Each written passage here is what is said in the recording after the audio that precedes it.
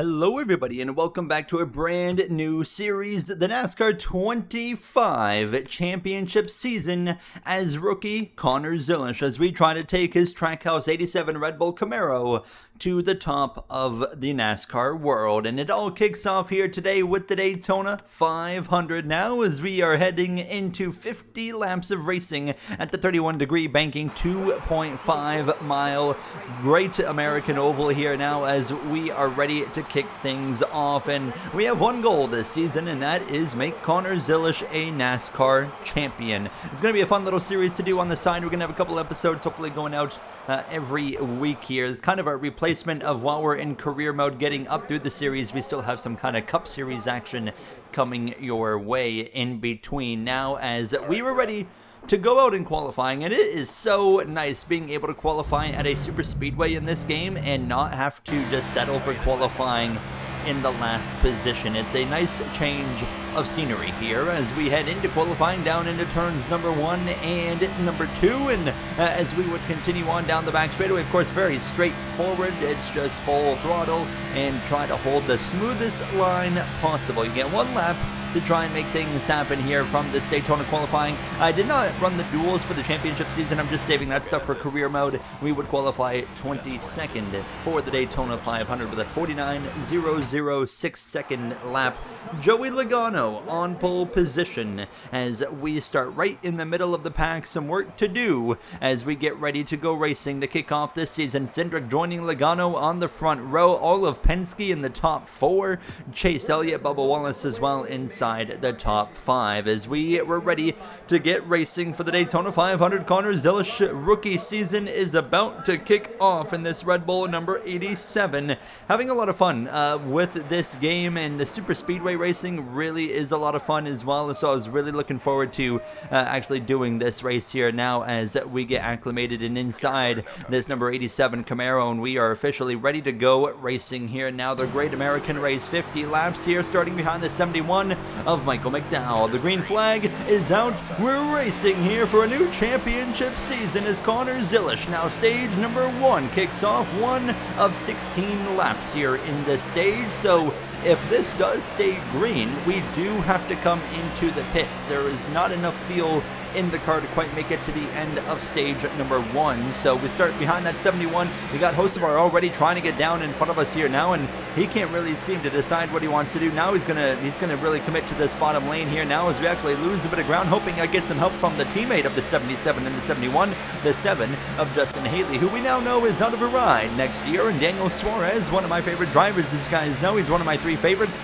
He'll be jumping in that car next year in 2026. I actually jump up to the outside, and then Haley's going to follow me. I was trying to just link up with Hamlin, and then eventually we're just going to jump up further, and look at this. We're going to blow the doors off the 6, both the outside and inside, go right past Keselowski as we come through this tri-oval now into the 21st position. After lap 1, we got our Trackhouse teammate right here of Ross Chastain just in front of us now into turn number 1, and you got 2x2 up there, a little bit of 3 wide as well. Ryan Blaney and I believe Austin Cindric are linked up on the top as I see a wide open gap in the middle. Bit of contact there with the Kubota number 1. And we got 3x3 action on just the second lap of this race here now, as we're going to try and suck up to the 21 of Josh Berry, a driver who I think is going to be a legitimate threat at some points in this season, especially some of them short concrete tracks as well, as we continue just rolling this middle lane. Of course, you can be really patient. There's a lot of momentum swings. This is, fortunately, and this is a good thing, this is not really like the kind of, real life super speedway racing where it's kind of 2x2x2. No, we got a lot of 3 wide racing. The momentum shifts like crazy, so you can, be running in the back and go forward very quickly, and vice versa. So there's a lot of patience here that you can utilize, because you don't really have to get up there now and try to hold track position as we continue to run in this second lane here now. As we have no one to our outside, we could jump up there if we want, but I wasn't really seeing much of an advantage. The inside lane was the lane that was kind of stalled out at times, but it seemed like now it was starting to go back forward here on lap 4, so I do jump down to the inside in the space we have. Chastain is going to follow as we exit turn 2 behind the 71 Delaware Life.com Chevrolet of Michael McDowell now as we continue just trying to lay off the bumper for the most part. Do give him a little shot to the back right there on this run into turn number 3. Waiting as well for, where's the first crash going to come from? The crashes are pretty wild at Daytona, and I felt like at some point it had to be coming here in stage number 1, but nonetheless, we are continuing to go forward. We've now got Chase Briscoe behind us in that Joe Gibbs Bass Pro Shops number 19 Toyota Camry, and we continue to go forward now as we do stack up a little bit on the inside, but overall the momentum still swings to that inside lane as we roll through 3, just stuck behind the 71, letting things kind of work itself out. It looks like the 2 car of Cindric out front. Here comes Logano through the middle now as well. Oh, hold on, we're going to go 4 wide up front here. Bowman, McDowell, Logano, and whoever's on the outside of the 22 as well. Can't quite tell who that is, but nonetheless, some wild racing here now as we head into turn 1, and I was backing out of it. I said I don't want anything to do with 4 wide on just lap 6, and lap 5 coming to lap 6 of this race, so I was trying to be very careful, and honestly, I think we made a great call because it actually got us up further through this field. We're now up to P4 as they're still going about 4 wide behind us here. The racing is not settling down whatsoever. These drivers, ultra aggression here as we continue behind this Ally Financial 48 now. Cindric out in front. Here comes Tyler Reddick as well to the front of the pack. He's trying to take the lead here as we roll into turn 1, almost halfway through this first and opening stage. We're not terribly far away already from some potential green flag pit stops here as we exit turn 2. Here comes William Byron with a push from Bubba Wallace down the back straightaway. Look at the momentum they get now as we're going to hang Bowman out, take him 3 wide into turn 3, but he's got the drive from the 2 that keeps him ahead, so we continue to fall back now into the corner. So now Reddick's going to get through as well. We would eventually drop to 9th as Cindric would lose the lead. He would go in the wrong direction. Now back to my front bumper. William Byron had jumped down in front of him. Now crash behind us. It's the 6. It's the 6 of Kozlowski who's gone around. Cautions out. Only a single car incident. Somehow he crashed towards the front of the pack and fortunately did not take out any more cars. So we'll get a look at what happened here. This is from my front bumper cam. You just kind of see him on the top there lose it, and around he would go. Actually, a few cars do get a piece of it, but overall we all stay out because we can now make it to the end of the stage with that caution. Both stage 1 and stage 2 only really need a caution for us to just be able to make it by staying out. So we come to 5 laps to go. Feel the situation is going to be close. Like if I was leading every lap of the stage, for example, and I was of course running full throttle, I feel like I would have to pit in that caution sequence there, but we have not. So, and no one's been leading the entire time, so I don't think anyone's going to have any fuel issues here. So as we go back green with these final 5 laps here in stage 1 underway, we're going to focus on getting a push here from behind from that 48 of Alex Bowman now down the back straightaway. Not going to be enough though as we continue to fade backwards outside now of the top 10 into turn number 3, and then there you got Briscoe lined up on the inside with the 47 of Stenhouse behind him, the 5 of Larson in front, who's now behind the 2 of Cindric as we are washing back up to the back of the 71, and the rest of the drivers on this outside lane. Kyle Larson's going to jump up, make it 3 wide in the middle. Do I go with Larson? Do I go with McDowell? I'm going to stick with the 71. This is the only lane we haven't really tried out was the 3rd lane, so let's try and learn everything we can about every lane here in stage number 1 while we can. And one thing I really love about this game's pack racing, I already talked about the super speedway racing being a lot of fun, but unlike any previous game, I feel like I can pretty well go anywhere. If I want to run the bottom, I can. If I want to run the middle, I can. If I want to run the top, I can also make the top work as well. That's something I've never been able to do in NASCAR games before. Think about the heat games, the inside lane's always the lane that goes forward no matter what. If you jump anywhere else, it will always go in the wrong direction. Here, you're kind of moving all over the place. As you see me jump back down to the middle, Larson's going to follow Wallace to the top. I'm going to split in the middle between these two, say, you know what, I'm going to try and get to the 45 of Tyler Reddick, but unfortunately, it didn't quite work out that way. Larson loses connection with the 23,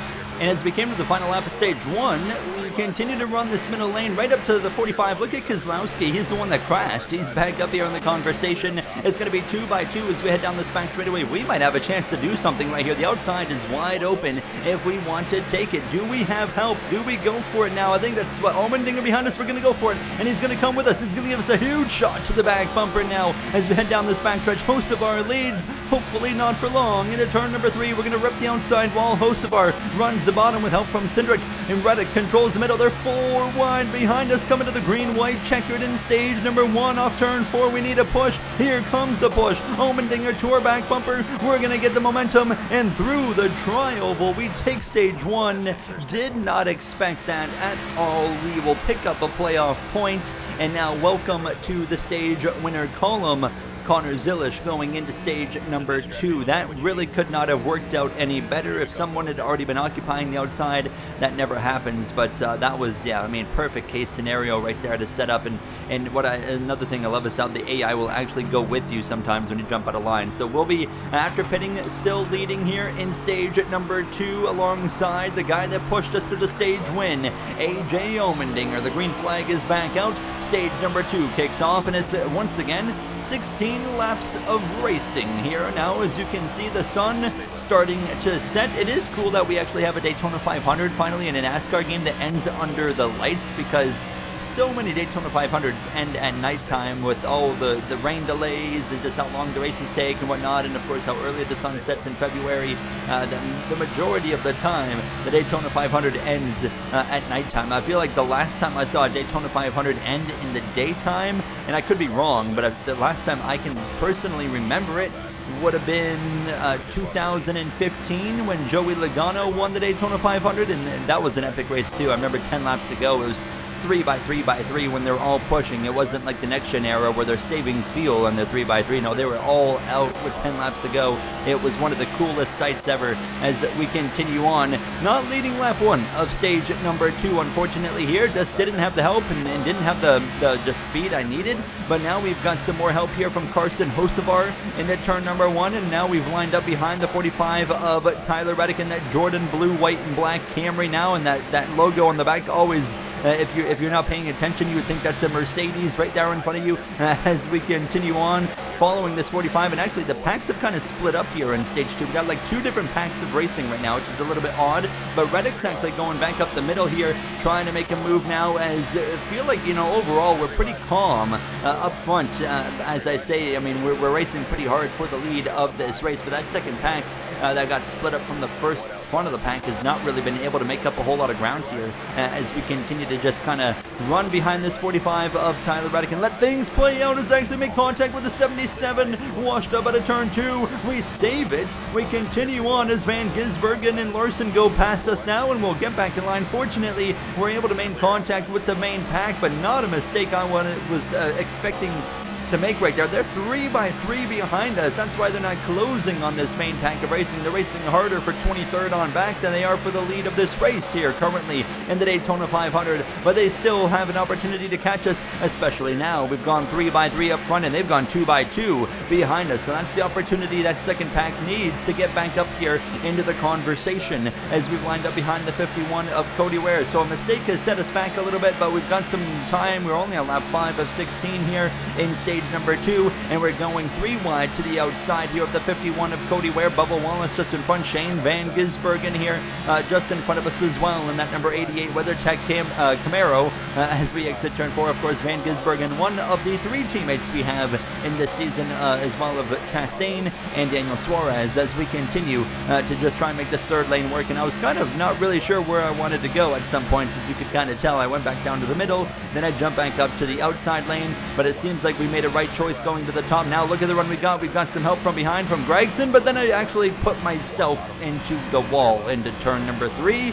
and as that was happening, the second pack had actually gotten here. So we've got help hopefully from Gregson, but through goes Blaney, Suarez, and I believe Martin Truex Jr. in that Tricon 56. Yes, there's Truex. He's going to go past us as well as we come through this tri-oval now in towards turn number 1. Still 10 laps to go as we were now working our way back up into this main pack, and now the 2 packs have basically come together, and we can all race it out here for the lead once again from this Daytona 500. Now halfway through stage number 2, and we find ourselves in a pretty good position. Cody Ware, not really sure what in the world he's doing. The 42's got no speed on the bottom, holding up Shane Van Gisbergen. Hold on a second, we've got a huge run. We take it to the inside. That's 3, 4, 5, 6, 7, 8 potential, maybe 9, 10 positions we just gained down the back straightaway. Thank you very much. much into the now back of Larson. I swung to the outside to go around the 24, and instead the 5 was checking up, so that kind of halts the momentum, and we'll have to settle in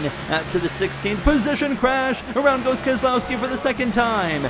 Yellow is out, and our AI is going to decide to actually drive down the pit lane right here. Okay, Bowman's actually pitting. I'm not sure if anyone else is pitting, but it didn't look like it. So we would take tires, or sorry, we wouldn't take tires. We would stay out, and we will be taking tires at the end of stage 2, which once again returns back to racing. Keselowski, who has been the only driver to bring out caution so far in this race, lines up directly behind us now as we head towards turn number 1. I would really love if we could get some AI DNFs in this game. That would be really awesome. I know that's not going to happen at this point. It'll be a next game kind of thing. But definitely, I don't like seeing a guy crash twice and then still have just as much of an opportunity to win the Daytona 500 as I have. But it is the way it is, as he's going to start going back in front of us here. And I need some help from my Trackhouse teammate of Daniel Suarez. Now Blaney goes through. Chase Elliott coming to my inside as well into turn number 3. Logano's all on his own up there on the top now. Cindric's actually going to jump up there with them to help his Penske Racing teammate.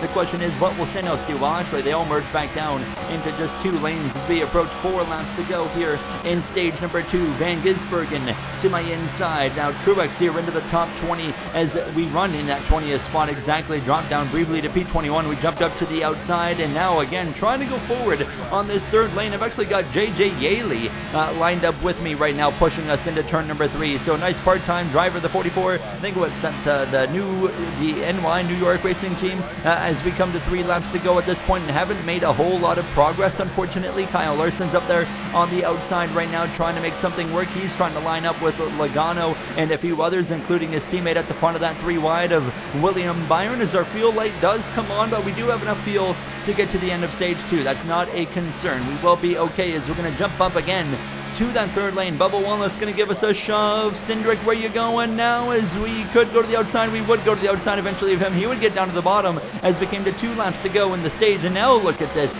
3x3 action on the outside. Fantastic racing here from this Daytona 500. Now Logano just off my nose now down this back straightaway as we would continue to follow him right to the start of the final lap here of stage number 2. And unfortunately, as you can tell, we're not going to be in the same situation as stage 1 where we have an opportunity to go win the stage, but hopefully we can maybe at least just hang on to the top 20. But this outside lane, it's dying. We're struggling here. Hocevar is kind of leading this little group, and then Gilliland's up there all on his own. Byron's actually going to jump up there with him briefly as we continue to commit to the back of the 22. We're going to give Logano a huge hint down the back straightaway. Nice bump draft. We're going to close into the back of the 24, or are we? We're kind of stacking up here. We've got help from the 20 of Christopher Bell just behind into turns 3 and 4 for the final time. And as we roll through 3 and 4, I believe that's Chase Briscoe maybe leading the show as we exit turn 4. We're going to come up, unfortunately, short of stage points now as we head out of turn 4 down into the tri-oval. Is it going to be P20 right to the line? It is, in fact, 20th position here in stage number 2. Chase Briscoe does get your stage win as we'll get ready to go green for the 3rd and final stage. We're all going to pit for tires and fuel, and there is a pit stop necessary, of course, in stage 3, but the question is, will that pit stop come under caution, or will it be under green flag conditions? The nighttime is the right time, I guess you could say. The sky has turned dark, the sun has gone down in the 3rd and final stage of the Daytona 500, and this championship season it kicks off here. We got 18 laps of racing now as this number 87 Red Bull Camaro for Connor Zilisch as we try to put him on the top step of Daytona victory now. And we won stage 1, so we know how to get to the front with this number 87. We just got to play our cards right. I think that's one of the kind of cool things about the of course super speedways in this game is kind of the patience and just being methodical about working your way to the front. It's really fun as we continue to head down this back straightaway into turn 3. I don't like, however, how the AI will kind of like split up sometimes into like 2 different packs, and I didn't really notice that earlier in the game cycle, but it seemed like it almost like happened after an update. I could be wrong, but yeah, I'm not a fan of that. That's like my only nitpick I have, is I 29 nearly get the 22 out of shape right there. JJ Yaley give me a huge shot to the back bumper. 17 to go, and we continue outside of the top 20. We've got a little bit of work to do if we're going to get ourselves back into this conversation, but I am still confident we can make this happen now as we head down to the inside lane in 1 and 2, right to the back of the 3 of Austin Dillon, your 2018 NASCAR Daytona 500 champion. Now, as we all know how that ended when he wrecked Eric Almirola down the back straightaway, pushing him into turn 3, as we are going to jump up to this middle lane now, behind the 44 of Yaley. Barry to my outside clear. We can jump up to the 3rd lane if we want it. That's what we do. Kyle Larson's up there. I have a lot of faith when he got the 5 and the 20 leading a lane, and now up ahead, I believe actually Priest just jumped up, but I mean right now there is no organization. There's crashing behind multiple cars, the 21, the 10, the 51 as well. Caution is out. That might be the caution we needed to make it to the end. On feel, maybe not. It's going to be close, and no one else is pitting, so we're going to stay out with them. But yeah, we'll get ready to go back green. It really is unfortunate the replay mode is really poor in this game, so we can't really get good replays of crashes or anything. But we return to the racing here from this Daytona 500, and now when we go back green, we cross the start-finish line. We have got 12 laps to go. We've got 9 laps of fuel. So we're going to need a little bit of help. As you guys know, probably by this point, if it says you're going to run out in 9 laps, you can probably go 10 or 11. So, I mean, we're only like a lap or 2 at the maximum short of making it to the end of this race. So if we get another caution, we will be fine, and we won't even necessarily have to pit. Maybe we will. I'm not really sure yet. It'll kind of just depend on the situation and kind of seeing what the AI are doing. And I really do put a lot of trust in the crew chief in this game.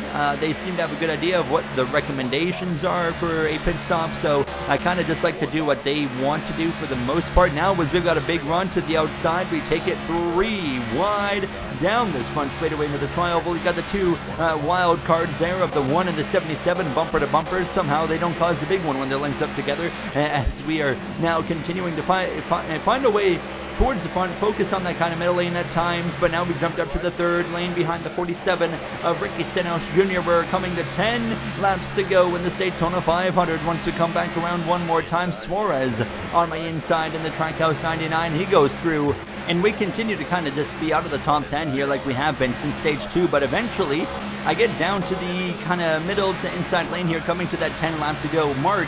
And I feel like this is going to be an opportunity maybe to get our way forward. Now, we really haven't been doing great things since that 2nd stage, so let's try and focus on going forward. Right now, Briscoe actually leads the way as we're right on the back of the 11 of Denny Hamlin. Now, as we head down the backstretch, we continue to follow him. We got a lot of 3 wide racing again. I jump up to that middle lane behind Daniel Suarez. Can this 3rd and 2nd lane right here make some ground on that inside line now, as we are right to the back bumper, just trying to stay off of him. Don't need to be pushing a car that's like 5th in line, but we kind of stack up there into turn number 3 and hit him anyways. But fortunately, we avoid any potential incident here as we continue to just try and hold the line. It's not super easy to hold a line in the middle of a 3 wide race here on a controller. I cannot wait to be on a wheel for those scenarios. It'll be a lot less stressful than it is on a controller, but nonetheless, I mean, look at this. We're making this middle lane work. We're into the top 16, 8 laps to go at this point. We have a hole to the bottom. That hole is going to close. Allmendinger is going to shove his nose in there, so we're going to have to just commit to this middle lane, and it's continuing to go forward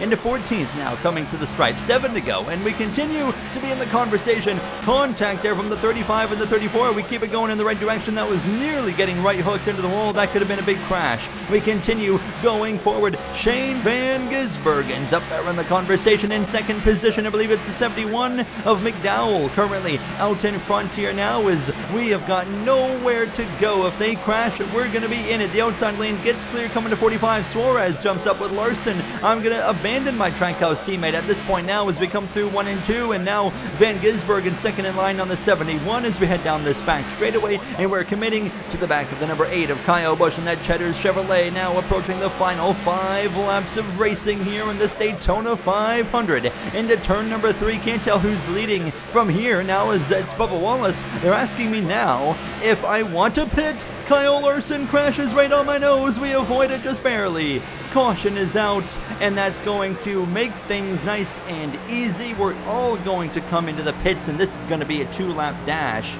to end this race. So we're going to pit here, and yeah, we're going to take half a can of fuel. We're not taking any tires because we just simply don't need tires, and we'll get going. And we actually lose 4 spots. McLeod is leading. We're going to be P12, so it looks like some drivers have gambled and stayed out for a 2-lap sprint for the Daytona 500 victory. The green flag is back out. 2 laps to go in regulation. This is not overtime as we get rolling up the speed down towards turn number 1.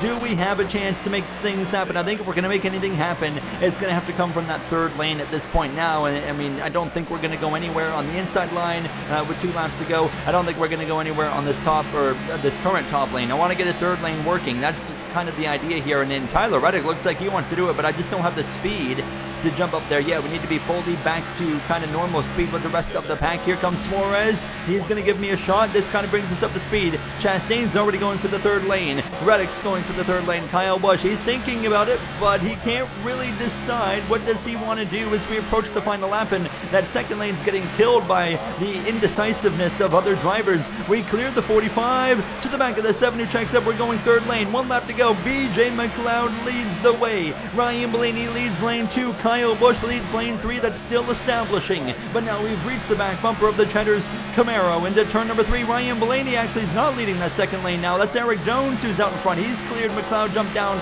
Blaney's going to jump up in front. He's going to stay in front of Kyle Busch. We're going to give a big shot to the 8 here down the back straightaway. It's all or nothing at this point here on the final lap of the Daytona 500. A lot of disorganization behind us. Blaney leads the top. Jones leads the bottom. Chastain leads the middle as we roll through 3 and 4 for the final time. Blaney looks like he can't decide which lane he wants to go with, and that only helps Eric Jones. Now he commits to the middle lane. Jones leads. We give a huge shot. Van Gisbergen's pushing me into Kyle Busch, who's going to go through and steal the win of the Daytona 500. 2nd position. What a finish. And Kyle Busch, the winless streak is over in the NASCAR gaming world at least, and he is a Daytona 500 champion for the first time in his NASCAR Cup Series career. Who would have thought we would have pushed Kyle Busch up there and as well finished 2nd on our own? Shout out to our teammate of Shane Van Gisbergen. He was the reason that happened because me and Busch alone didn't have enough to push to the front, but Van Gisbergen jumped up behind me, gave us a shot, and that pushed me and Kyle Busch right to the front of that pack. Unbelievable way to start the season. A playoff point, a top 5, top 10, great result. Runner-up for Connor Zilisch as we're going super speedway racing again in Atlanta, and then we have a nice road course at Circuit of the Americas on the way. I'll see you guys in the next one. Thank you for watching. Have a great day.